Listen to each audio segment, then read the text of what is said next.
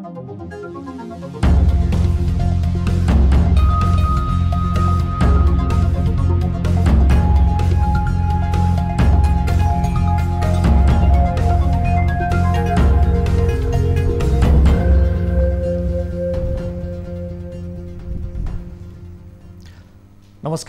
यो हो news 24 television prime time न्यूजमा स्वागत छ। काठमाडौँ उपत्यकामा पनि बेडको अभाव हुन थालेको छ। कोरोना संक्रमितको उपचार गर्न कुनै समस्या छैन भनेर दावी गरे पनि यो असत्य साबित भएको छ। कोरोना संक्रमितको संख्या हरेक दिन उक्लदै गर्दा काठमाडौँका सरकारी र निजी अस्पतालहरूमा समेत अहिले बेड अभाव देखिएको छ। उता सीमा नाकामा भएको गल्तीको शिकार सीमावर्ती जिल्ला पर्सा पनि बनेको छ, जहाँ संक्रमणको रफ्तारले सीमा नै नाघेको छ भने बारामा सबै स्थानीय तह मिलेर 1 करोड खर्चेर किनिएको पीसीआर परीक्षण गर्ने मेसिन अहिले प्राविधिकको अभावमा थन्किएको छ। अर्कोतिर यो देशमा कोरोनालाई माध्यम बनाएर राजनीतिक खेती समेत सुरु भएको छ। गण्डकी प्रदेश सभामा मुख्यमन्त्री विरुद्ध ल्याइएको अविश्वासको प्रस्तावको खेल पुहाउन र सफल बनाउन नाना थरीका नाटक हुन थालेको छ। राष्ट्रिय जनमोर्चाका सांसद खिम विक्रम शाही कोभिड लागेको बहानामा चरम अस्पतालको आइसियुमा लुकेर बसेपछि गण्डकी प्रदेश सभाको बैठक नै स्थगित भएको छ। धेरै जिल्ला लकडाउनमा जाने तयारी गरेसँगै काठमाडौँ उपत्यका छाड्नेको संख्या बुधबार झनै चुलिएको न्युज पनि आजको बुलेटिनमा महत्त्वका साथ समेटिएको छ। अब प्राइम टाइम न्युजका हेडलाइन्स। पछिल्लो 24 घण्टामा थप 4897 जनामा कोरोना पुष्टि। काठमाडौँमा पनि सरकारी र निजी सबै अस्पताल संक्रमितले भरिए।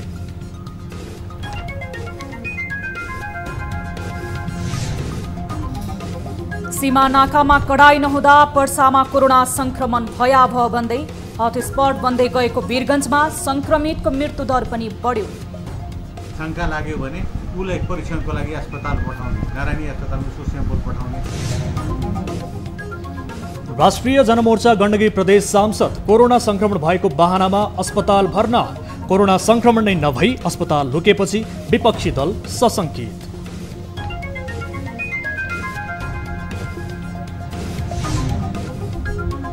सरकारले गर्यो जनता समाजवादी पार्टीका 120 कार्यकर्ताको मुद्दा फिर्ता।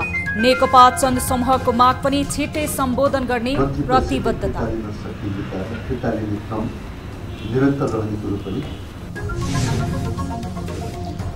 र बजारमा चिनीको मूल्य अस्वाभाविक वृद्धि। कालोबजारीको आशंकामा सरकारले निगरानी बढायो।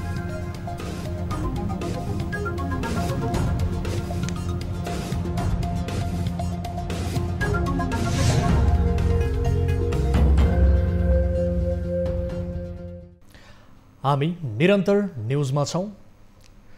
नेपालमा बुधबार थप 4897 जनामा कोरोना भाइरसको संक्रमण पुष्टि भएको छ।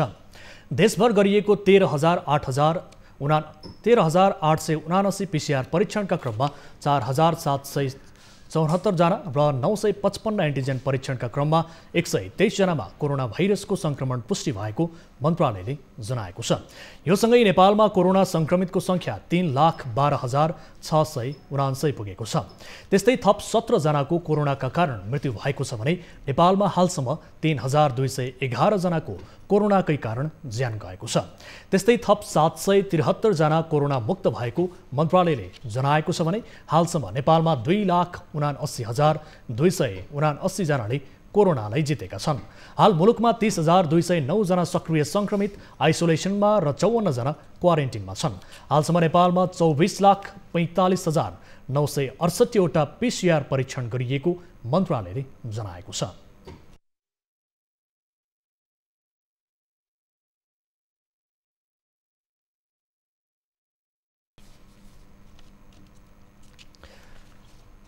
नेपालमा दोस्रो चरणको कोरोना संक्रमण बढ्दो छ। यस्तो चुनौतीपूर्ण अवस्थामा बारामा रहेको एकमात्र पीसीआर मेसिन भने सञ्चालनमा आउन सकेको छैन। प्रदेश 2 सरकारले जनशक्ति उपलब्ध नगराएकै कारण पीसीआर मेसिन सञ्चालन हुन नसकेको हो। जिल्लाको अधिकांश स्थानीय तहको आर्थिक सहयोगमा एक पटकमा 96 जनाको कोरोना परीक्षण गर्न सक्ने क्षमताको उक्त मेसिन 1 करोड खर्च गरेर खरिद गरिएको थियो। हाल कलैया अस्पतालमा पीसीआर मेसिन सञ्चालनका लागि तयारी अवस्थामा रहेको र जनशक्तिको व्यवस्था गरिए लगत्तै सञ्चालन गरिने माइक्रोबायोलोजी प्राविधिक सुशील कुमारले बताउनुभयो।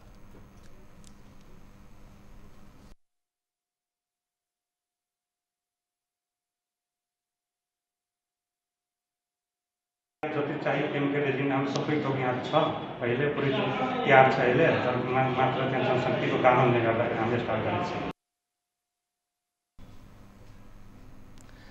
यता बाराका प्रमुख जिल्ला अधिकारी पौडेलले पीसीआर मेसिन सञ्चालनका लागि प्रदेश सरकारसँग जनशक्ति माग गरिरहेको बताउनुभयो। र प्रदेश सरकार मन्त्री परिषदबाट निर्णय पनि भइसकेको छ। छिटै जनशक्तिको आपूर्ति भएर हामी चाँडै चलाउने अवस्थामा पुग्छौँ भन्ने मलाई लाग्छ।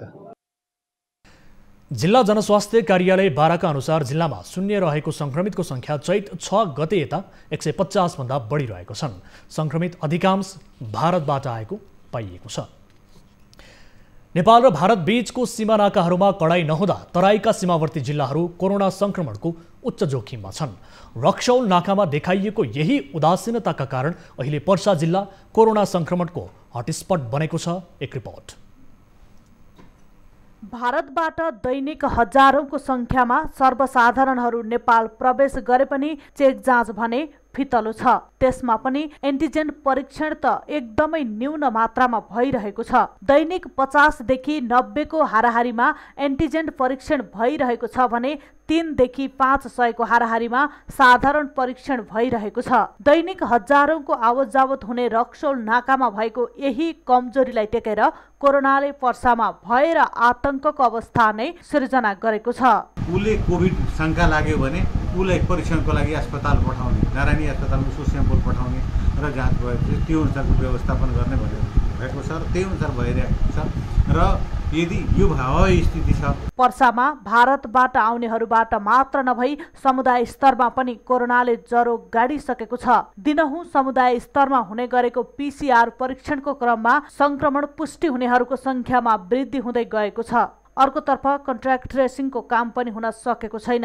होम आइसोलेसनमा बसेकाहरू खुलेआम घुमिरहेका कारण पर्सा कोरोना संक्रमणको चपेटामा पर्दै गएको छ। अस्पतालमा भर्ना भएका संक्रमितहरूको उपचारमा पनि लापरवाही हुने गरेको कारण संक्रमितहरूको मृत्यु हुने गरेको आफन्तहरूले आरोप लगाएका छन्। डाक्टरहरू प्राय सुतिरहेको हुन्छ, अक्सिजन सक्यो भने तपाईँले करायो भने यिनीहरूले गर्दैन भन्छ, रोक्नु हामी गरिरहेछ भनेर। अनि तपाईँ गएपछि आधी घन्टा 45 मिनट हुन्छ, केही छुँदैन, आफै गर्नुपर्छ, आफै फिट गर्नुपर्छ, अक्सिजन आफै ल्याउनुपर्छ, त्यहाँ माथि राखिदिएको हुन्छ, यिनीहरू सुतिरहेको हुन्छ। केही दिन यता कोरोना संक्रमणबाट मृत्यु हुनेको संख्यामा पनि वृद्धि भएको छ। संक्रमण पुष्टि भएर उपचारका लागि नारायणी अस्पतालमा भर्ना भएका संक्रमितहरू मध्ये बुधबार बिहानदेखि हालसम्म 5 जनाले ज्यान गुमाएका छन्। पछिल्लो 72 घण्टामा मात्रै नारायणी अस्पतालमा 12 जना कोरोना संक्रमितले ज्यान गुमाएका छन्। यही अवस्थालाई ध्यानमा राखेर पर्सामा बिहीबार बिहान 4 बजेदेखि लागू हुने गरी एक साताको लागि निषेधाज्ञा जारी गरिएको छ। न्यूज 24 का लागि पर्साबाट टिभी जर्नलिस्ट हरिशंकर शर्माको रिपोर्ट। कोरोना जोखिम न्यूनीकरणका लागि सरकारले काठमाडौँ उपत्यका सहित देशका विभिन्न 15 जिल्लामा निषेधाज्ञा जारी गरेको छ। अस्पतालमा बेड र अक्सिजनको अभावमा उपचारको पहुँचसम्म पनि संक्रमितहरू पुग्न नसकेको अवस्था लागू गरिएको निषेधाज्ञाप्रति धेरैले राहत महसुस गरेका छन्। एक रिपोर्ट। कञ्चनपुर जिल्लामा लकडाउन हुने भएपछि बजारमा सामान किन्नेको घुइँचो लागेको छ। जिल्लामा कोरोना भाइरसका संक्रमित बढ्न थालेपछि जिल्ला प्रशासन कार्यालय कञ्चनपुरले बुधबार राति 12 बजेदेखि लागू हुने गरी लकडाउनको घोषणा गरेको हो। कञ्चनपुरमा भारतसँग जोडिएको सीमानाका बन्द गरे पनि चोर बाटो हुँदै नेपाल प्रवेश गर्न सक्ने र अनावश्यक रूपमा हिँडडुल एवं स्वास्थ्यको मापदण्ड प्रयोग नगर्दा लकडाउन गर्नु परेको जिल्ला प्रशासन कार्यालय कञ्चनपुरले जनाएको छ। स्वास्थ्य सुरक्षाका मापदण्ड पालना गर्नमा थप कडाइका चाहिँ अब विधिहरू उपायहरू चाहिँ अवलम्बन गर्न बाध्य भएका छौँ। जसअनुसार भोलि 16 गतेदेखि हामी सबै सार्वजनिक सेवाहरू पनि अत्यावश्यक बाहेकका बन्द गरेका छौँ। त्यसै गरेर यातायातका साधनहरू अत्यावश्यक सेवा बाहेकका बन्द गरेका छौँ। उद्योग व्यापार व्यवसायहरू बन्द गरेका छौँ। मानिसहरूको हिडडुलमा निषेध गरेका छौँ। जिल्ला प्रहरी कार्यालय कञ्चनपुरले लकडाउन प्रभावकारी बनाउन जिल्लामा बाक्लो रूपमा सुरक्षाकर्मी खटाउने तयारी गरेको छ। कोरोनाको संक्रमण दर बढ्दै गएपछि कैलालीमा बुधबार रातिदेखि लागू हुने गरी निषेधाज्ञा जारी गरिएको छ। अति आवश्यक सेवा बाहेक अन्य सेवाहरू भने एक साताका लागि बन्द हुने भएका छन्। कैलालीमा लकडाउन हुने भएपछि विभिन्न जिल्लाबाट अध्ययनका लागि आएका स्थानीयहरू आआफ्नो घर फर्किन थालेका छन्। यसैबीच कोरोनाको हटस्पट बन्दै गरेको रूपन्देहीमा 15 दिन निषेधाज्ञा जारी भएको छ। कोरोना संक्रमण समुदाय स्तरमै फैलिएपछि मंगलबार जिल्ला प्रशासन कार्यालयमा भएको सर्वदलीय बैठकले कम्तीमा 15 दिन निषेधाज्ञा जारी गर्न जिल्ला स्तरीय कोभिड-19 संकट व्यवस्थापन केन्द्र DCMC-लाई सिफारिस गरेको थियो। DCMC-को बुधबार बसेको बैठकले सर्वदलीय बैठकको सुझाव अनुसार वैशाख 16 गतेदेखि 29 गतेसम्म निषेधाज्ञा जारी गरेको छ। अत्यावश्यक सेवाका गाडीहरू बाहेक सम्पूर्ण निजी सार्वजनिक सवारी साधन बन्द हुनेछन् र अत्यावश्यक सेवा अन्तर्गतका कार्यालयहरू चल्छन् र अन्य अत्यावश्यक बाहेक होटल व्यवसाय रेस्टुरेन्ट पसल सबै बन्द रहनेछ। अहिले रूपन्देहीमा कोरोना संक्रमण तीव्र रूपमा बढेको छ। सक्रिय संक्रमित नै 2000 बढी पुगेका छन्। सक्रिय संक्रमितका कारण जिल्लाका सरकारी तथा प्राइभेट अस्पतालका ICU, भेन्टिलेटर, जनरल र अक्सिजन सहित HD वार्डहरू भरिएका छन्। न्युज 24 का लागि कञ्चनपुरबाट सुरेश भट्ट, कैलालीबाट सुशील ढुङ्गाना र रूपन्देहीबाट प्रकाश न्यौपानेले तयार पारेको रिपोर्ट। हामी निरन्तर न्युजमा छौं। काठमाडौँमा निषेधाज्ञापछि बाहिरिनेको संख्या 1 लाख नागेको छ। कोरोना भाइरस कोभिड-19 को दोस्रो लहरका कारण काठमाडौँ उपत्यकामा 16 गतेदेखि लागू हुने गरी निषेधाज्ञा घोषणा गरेपछि राजधानी काठमाडौँ छाड्नेको भिड बढेको छ। एक रिपोर्ट। काठमाडौँबाट विभिन्न स्थानमा जाने यात्रुहरूको टिकट काउन्टरमा टिकटका लागि लाम लागेर बसेका छन्। बिहानदेखि नै लाइन बस्दा टिकट नपाएको यात्रुहरूको गुनासो छ। सरकारले छोटो समयमा लकडाउन गरेपछि घर फर्किने यात्रुहरू बिचल्लीमा परेका छन्। पहिले चाहिँ लकडाउन लम्बिएर काठमाडौँमा भोकै परिने डरले मानिसहरू अहिले घर फर्किन थालेका छन्। बुधबार बिहान हामी नयाँ बस पार्क पुग्दा सर्वसाधारणको चहल पहल बाक्लो थियो। टिकट काउन्टर अघि मानिसहरू अव्यवस्थित लाइन लागेका थिए।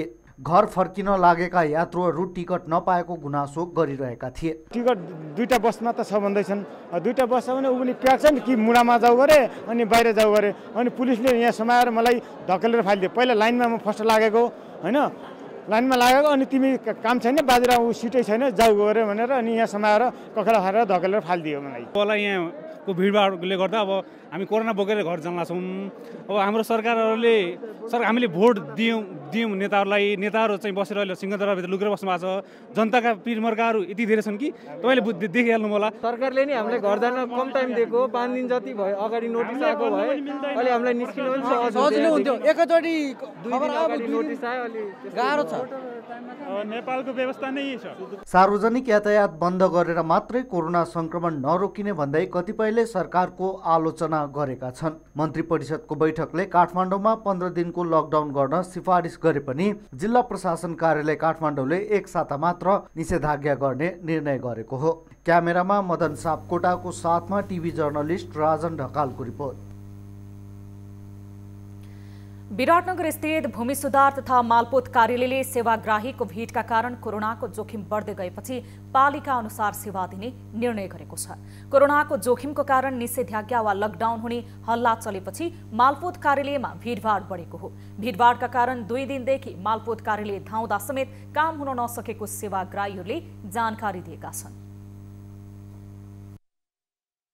यो सिस्टम भन्दाखेरि तपाईँलाई अब हेर्नु न, अब यो सिस्टम अब कोरोनाको अब ग्रह छ, बन्द हुने छ, यस्तो भिडभाड छ। अब उहाँले भने जस्तै 1 घन्टा लाग्ने ठाउँमा 2 घन्टा लगाइदिन्छन्। अब के अगाडि पैसा घुस दियो भने छिटो हुने, नत्र नहुने। अब यहाँनिर अब न पैसाको चलखेल पुरै हुनुपर्छ यहाँनिर होइन।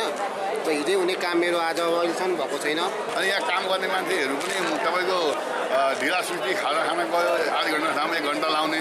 अब छिटो नगर्ने, एउटा सही गर्नलाई एउटा फोन आउँछ, आधी घन्टा फोनमा कुरा गरिदिन्छ एउटा मान्छेलाई। कोरोनाको संक्रमण फैलिन नदिन भिडभाड कम गर्ने उद्देश्यले पालिका अनुसार सेवाग्राहीहरूलाई सेवा दिने तयारी गरिएको कार्यालय प्रमुख लोकबहादुर भण्डारीले जानकारी दिनुभएको छ। पालिका र गाउँपालिका वाइज हामीले चाहिँ नि बारहरू तोकेर त्यही अनुसार हामीले सेवा प्रवाह गर्ने नीति लिएका छौँ। सेवाग्राहीहरूले स्वास्थ्य सतर्कता अनिवार्य पालना गर्नुपर्ने, झ्याल बाहिरबाट सेवा दिने तयारी गरिएको भूमि सुधार तथा मालपोत कार्यालय विराटनगरले जनाएको छ। यस कार्यालयमा दैनिक 250 वटा लिखतहरू पास हुने गरेको छ। यसैबीच मकवानपुरमा कोरोना संक्रमितको संख्या बढ्दै गएपछि भोलि बिहिबारदेखि मकवानपुरको मालपोत कार्यालय र नापी कार्यालय अर्को सूचना नआएसम्मको लागि बन्द हुने भएको छ। जिल्ला कोभिड-19 संकट व्यवस्थापन केन्द्रको बुधबार बसेको बैठकले उक्त निर्णय गरेको हो। राष्ट्रिय जनमोर्चाका सांसद खिम विक्रम शाही कोभिड लागेको बहानामा चरक अस्पतालको आइसियूमा लुकेर बसेपछि खोजी माग गर्दै पार्टीकी सचेतक पिआरी थापाले निवेदन दिएपछि गण्डकी प्रदेश सभाको बैठक स्थगित भएको छ। आफ्नो सांसद हराएकाले खोजी गर्न निवेदन परेकाले सभामुख नेत्रबहादुर अधिकारीले बैठक अनिश्चितकालका लागि स्थगित गर्नुभएको हो। तर कोभिड अस्पतालको आइसियूमा सुटुक्क भर्ना भएका सांसद शाहीको कोरोना संक्रमण रिपोर्ट भने नेगेटिभ आएको तथ्य सार्वजनिक भएको छ। कोरोना भाइरसको महामारीमा आम नागरिकले दुःख पाइरहेका बेला गण्डकीमा भने सत्ता समीकरणको चलखेल बढेको छ। सांसदहरू होटलमा जम्मा हुनेदेखि कोरोनाको बहानामा प्रदेशसभा बैठक सार्नेसम्मका खेल गर्दै आएका छन्। सांसदको अनुपस्थितिसँगै अविश्वासको प्रस्ताव पारित नहुने भएपछि कांग्रेस र माओवादीको इशारामा सभामुखले बैठक स्थगित गरेको आरोप एमालेले लगाएको छ। गण्डकी प्रदेशका मुख्यमन्त्री पृथ्वी सुब्बा गुरुङ विरुद्ध अविश्वासको प्रस्ताव दर्ता भएपछि सांसद किनबेचको आरोप लागेको बेला शाही अज्ञात रहेको भन्दै जनमोर्चाले उनलाई खोजी गर्न आग्रह गरेको थियो। राष्ट्रिय जनमोर्चाले अविश्वासको प्रस्तावको पक्षमा मत दिँदा मुख्यमन्त्री गुरुङको सरकार ढल्ने थियो। कांग्रेस, माओवादी केन्द्र, जनमोर्चा र जसपाको गठबन्धनले मुख्यमन्त्री गुरुङ विरुद्ध अविश्वासको प्रस्ताव दर्ता गराएका छन्। तर जनमोर्चाकै सांसद नआएपछि विपक्षी सांसद सशंकित भएका छन्। बागमती प्रदेशका नवनियुक्त 3 जना मन्त्रीहरू र 1 राज्य मन्त्रीले पद तथा गोपनीयताको शपथ लिएका छन्। बुधबार बागमती प्रदेशका प्रदेश प्रमुख विष्णुप्रसाद पसराईले नवनियुक्त मन्त्री तथा राज्य मन्त्रीलाई पद तथा गोपनीयताको शपथ दिलाएका हुन्। प्रदेशका मुख्यमन्त्री डोरमणि पौडेलले बुधबार 3 जना मन्त्री र 1 जना राज्य मन्त्री नियुक्त गर्नुभएको हो। उहाँले रिक्त रहेको प्रदेशको आन्तरिक मामिला तथा कानून मन्त्रीमा नुवाकोटका केशवराज पाण्डे, उद्योग पर्यटन तथा वन वातावरण मन्त्रीमा सिन्धुपाल्चोकका सरेश नेपाल, सामाजिक विकास मन्त्रीमा दोलखाकी सरस्वती बस्नेतलाई नियुक्त गरेका हुन्। त्यस्तै सामाजिक विकास राज्य मन्त्रीमा धादिङका डाक्टर रामकुमार अधिकारीलाई नियुक्त गरिएको छ। श्री केशवराज पाण्डे मन्त्री आन्तरिक मामिला तथा कानून, श्री सरेश नेपाल मन्त्री उद्योग पर्यटन वन तथा वातावरण, श्री सरस्वती बस्नेत मन्त्री सामाजिक विकास, राज्य मन्त्री डाक्टर श्री रामकुमार अधिकारी, राज्य मन्त्री सामाजिक विकास। नेकपा विभाजन भएपछि मुख्यमन्त्री पौडेल विरुद्ध अविश्वासको प्रस्ताव दर्तासँगै 3 मन्त्रीले राजीनामा दिएपछि रिक्त रहेका मन्त्रालयहरू सरकार पुनर्गठन गरिएको छ। गत पुस 10 गते आन्तरिक मामिला तथा कानून मन्त्री शालिग्राम जमकर्चेल, सामाजिक विकास मन्त्री युवराज दुलाल र उद्योग पर्यटन वन तथा वातावरण मन्त्री अरुण नेपालले राजीनामा दिएपछि 3वटै मन्त्रालयको जिम्मेवारी मुख्यमन्त्री पौडेल मातहत राखिएको थियो। नवनियुक्त 3 मन्त्री र 1 राज्य मन्त्री प्रधानमन्त्री केपी शर्मा ओली निकट रहेका छन्। संघीय राजधानी काठमाडौँमा पनि संक्रमितको संख्या बढिरहेको छ र बेडको अभाव देखिएको छ। संक्रमितको संख्यामा हरेक दिन अकल्पनीय रूपमा भएको वृद्धिको कारणले काठमाडौँमा रहेका सरकारी र निजी अस्पतालहरूले यति बेला भार थाम्न सक्ने अवस्था रहेको छैन। एक रिपोर्ट।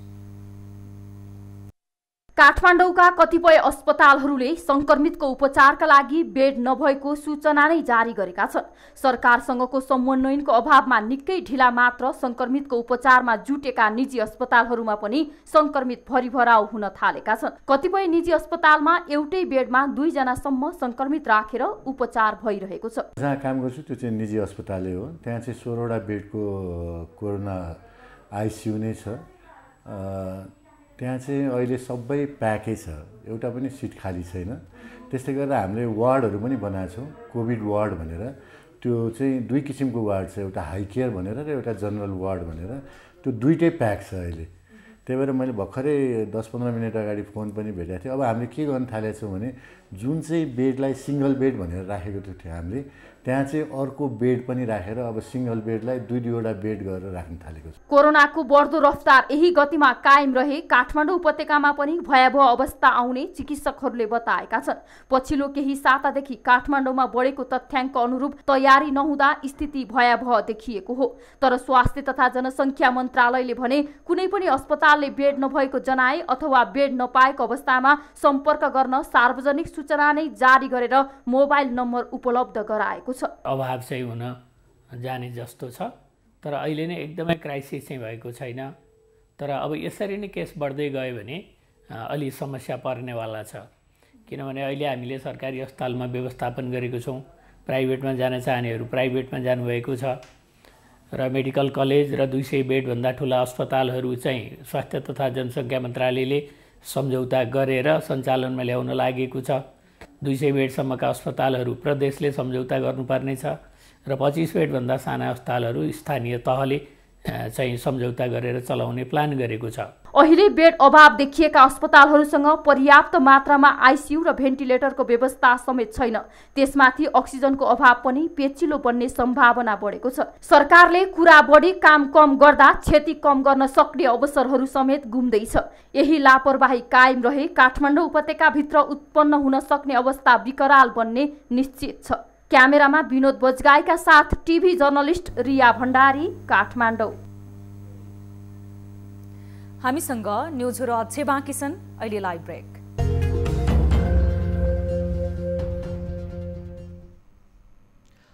हामी निरन्तर न्युजमा छौँ। सरकारले तराई मधेस आन्दोलनसँग सम्बन्धित 15 मुद्दाका 120 अभियुक्तका मुद्दा फिर्ता लिएको छ। मन्त्री परिषदको निर्णय सार्वजनिक गर्न बुधबार सिंहदरबारमा आयोजित पत्रकार सम्मेलनमा सरकारका प्रवक्ता पार्वत गुरुङले मधेस र नेत्र विक्रम चन्द नेतृत्वको नेपाल कम्युनिस्ट पार्टीसँग सम्बन्धित मुद्दा फिर्ता लिने क्रम सुरु भएको बताउनुभयो। कानुनी रूपमा र सरकारवादी भई चलाइएका मुद्दा फिर्ता लिने निर्देशिकाका आधारमा मुद्दा फिर्ता लिइएको उहाँले जानकारी दिनुभयो।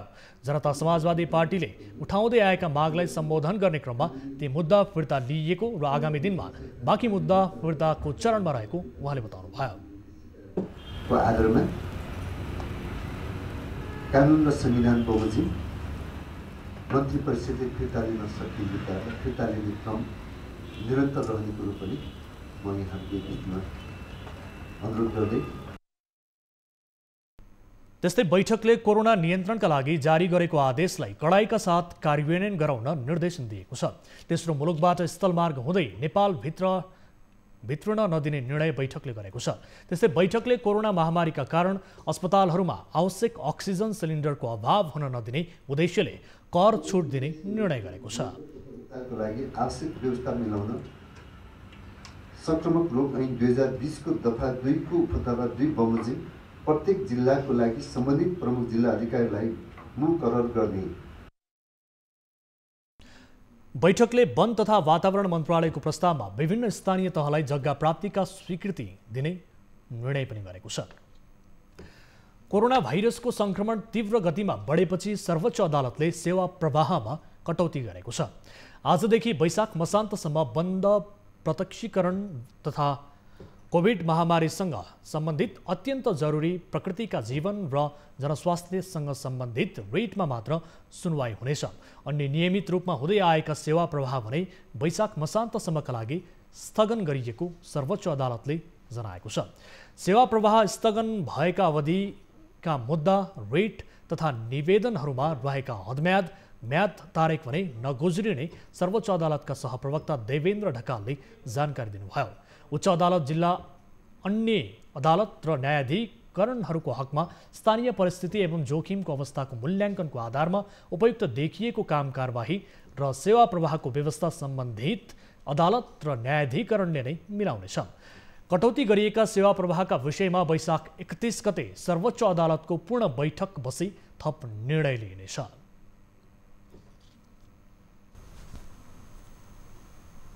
हामी निरन्तर न्युजमा छौं। चिनीको अस्वाभाविक मूल्य वृद्धि भएपछि उद्योग वाणिज्य तथा आपूर्ति मन्त्रालयले निगरानी बढाएको छ। मन्त्रालयले चिनी गोदाममा थन्काएर बढी मूल्य लिएको हुन सक्ने आशंकामा उद्योगीहरूसँग आयात र उत्पादनको वास्तविक विवरण माग गरेको छ। एक रिपोर्ट। केही दिन अघि मात्र बजारमा 78-79 रुपैयाँमा पाइरहेको चिनी उपभोक्ताले 85 रुपैयाँसम्म पनि पाएका छैनन्। चिनीका उत्पादक तथा उद्यमीहरूले पर्याप्त चिनी बजारमा नपठाएका कारण चिनीको मूल्य बढेको वाणिज्य आपूर्ति विभागले आशंका गरेको छ। वाणिज्य तथा आपूर्ति विभागका अनुसार वार्षिक 2,50,000 मेट्रिक टन चिनी आवश्यक पर्छ। नेपालमा चिनीको आन्तरिक उत्पादन करिब 80,000 मेट्रिक टन हुने गर्छ। यो वर्ष उखु कृषकहरूले उचित लागत मूल्य नपाएको भन्दै आन्दोलित भएका थिए। स्वदेशी चिनी उद्यमीहरूले बजारमा माग अनुसारको चिनीको आपूर्ति नगरेको आशंका गर्दै चिनी उद्यमीहरूको उत्पादन र वितरण प्रक्रियामा चासो राखेको छ। वितरण प्रणालीमा कुनै समस्या आएको अथवा अस्वाभाविक मूल्य वृद्धि भएको रहेछ भने हाम्रो अनुगमन तत्काल हुन्छ र उहाँहरूसँगबाट आजै हामी एक्सनमा जान्छौँ। त्यो सूचना 1-2 ठाउँबाट आएको सूचनाको पहिला सूचना भेरिफिकेसन गर्छौँ, सही सूचना हो कि होइन भनेर हामीले मार्केटमा पनि सहयोग पठाउँछौँ। नेपालमा चिनीको आपूर्ति गर्दै आएको सरकारी स्वामित्वको संस्था साल्ट ट्रेडिङले बजारमा चिनीको सहज आपूर्ति गर्न सकेको छैन। साल्ट ट्रेडिङ कर्पोरेसनले हरेक वर्ष सहुलियत कोटामा चिनीको आयात गर्दै आएको छ। यो वर्ष साल्ट ट्रेडिङ कर्पोरेसनले सहुलियतको कोटामा 20,000 मेट्रिक टन चिनीको आयात गरेर बिक्री गरिसकेको प्रवक्ता कुमार राज भण्डारीले जानकारी दिएका छन्। चिनी मिल सञ्चालक तथा स्वदेशी उद्यमीहरूले यो वर्ष चिनी 70,000 मेट्रिक टन मात्र उत्पादन भएको विवरण मन्त्रालयमा बुझाएका छन्। उद्योग वाणिज्य तथा आपूर्ति मन्त्रालयले चिनी मिल सञ्चालक, उद्यमी तथा आयातकर्ताहरूसँग सोधपुछ गरेको छ। बजारमा साल्ट ट्रेडिङले प्रति केजी 76 रुपैयाँमा बिक्री गर्दै आएको चिनी खुद्रा तथा किराना पसलहरूमा 80देखि 85 रुपैयाँमा पनि नपाएको अवस्थामा अहिले चिनीको अभाव र मूल्य बढ्नुपर्ने कुनै कारण नभएको भन्दै वाणिज्य तथा आपूर्ति विभागले चिनीको वितरण प्रक्रिया र बजार मूल्यमा चासो बढाएको छ। अब बिजनेस न्यूज।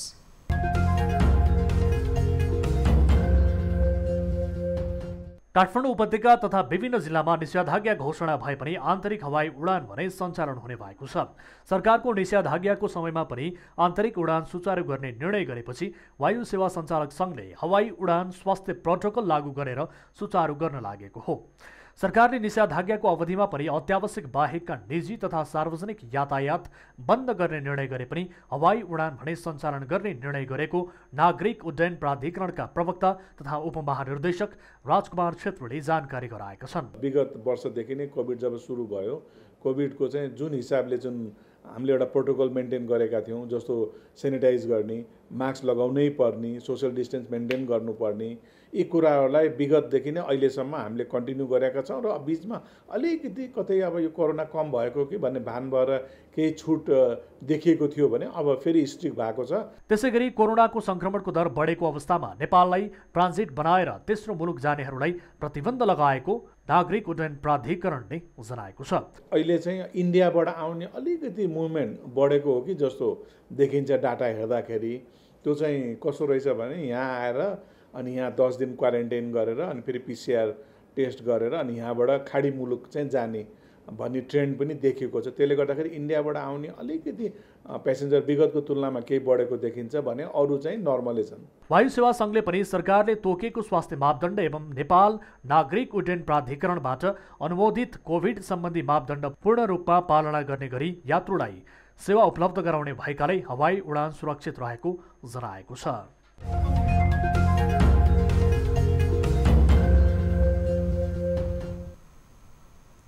हामीसँग न्युजहरू अझै बाँकी छन्। अहिले लाइभ ब्रेक। हामी निरन्तर न्युजमा छौँ। अब स्पोर्ट्स न्युज।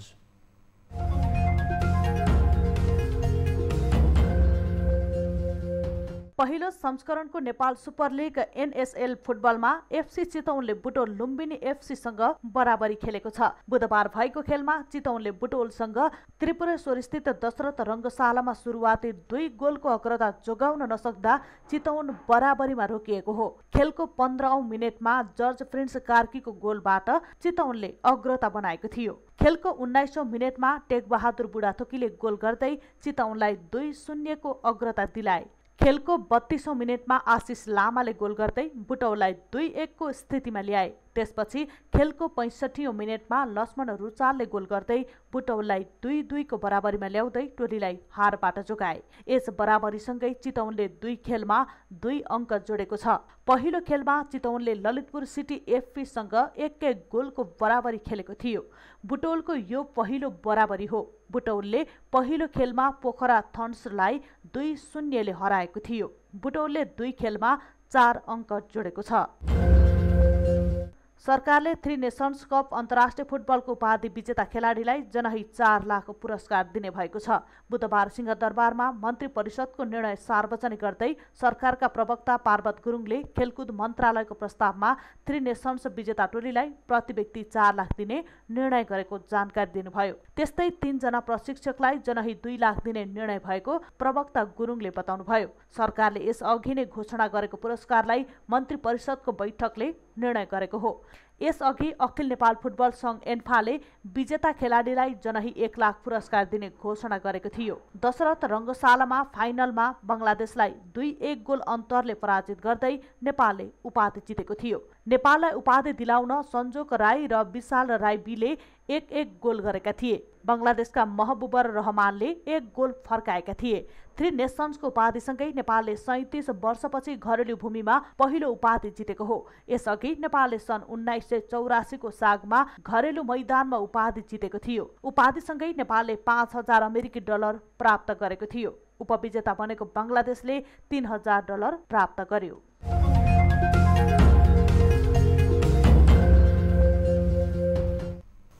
हामी निरन्तर न्युजमा छौं।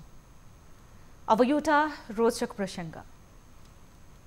मानिसका सोख र चाहना नै कहिलेकाहीँ रोचक बनिदिन्छ।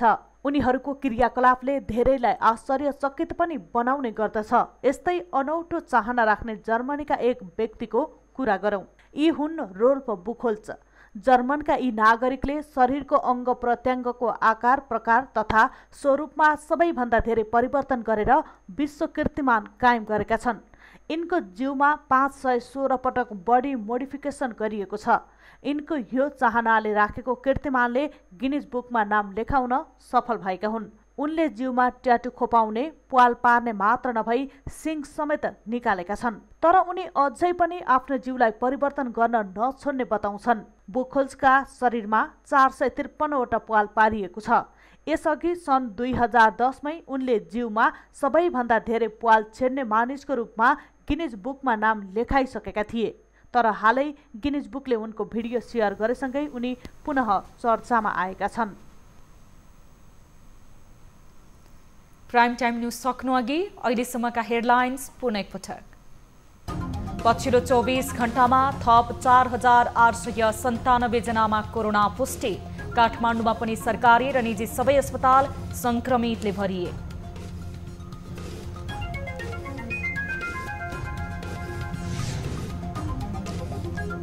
सीमा नाकामा कडाई नहुँदा पर्सामा कोरोना संक्रमण भयावह भन्दै हटस्पट बन्दै गएको वीरगञ्जमा संक्रमितको मृत्यु दर बढ्यो। शङ्का लाग्यो भने उसलाई परीक्षणको लागि अस्पताल पठाउने, नारायणी अस्पतालमा सुस्याम्पुल पठाउने। राष्ट्रिय जनमोर्चा गण्डकी प्रदेश सांसद कोरोना संक्रमण भएको बहानामा अस्पताल भर्ना। कोरोना संक्रमण नै नभई अस्पतालमा लुकेपछि विपक्षी दल सशङ्कित।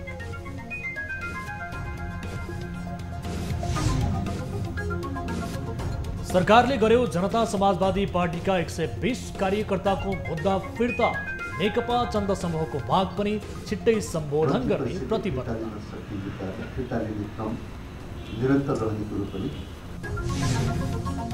र बजारमा चिनीको मूल्य अस्वाभाविक वृद्धि। कालो बजारीको आशंकामा सरकारले निगरानी बढायो।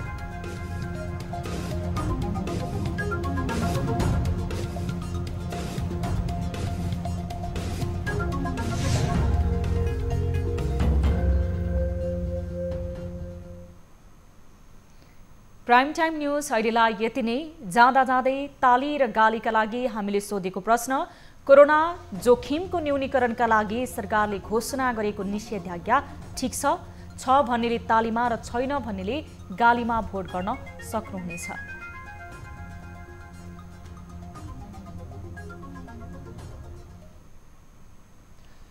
थप न्यूजका लागि हाम्रो वेबसाइट www.news24nepal.com हेर्नुहोला।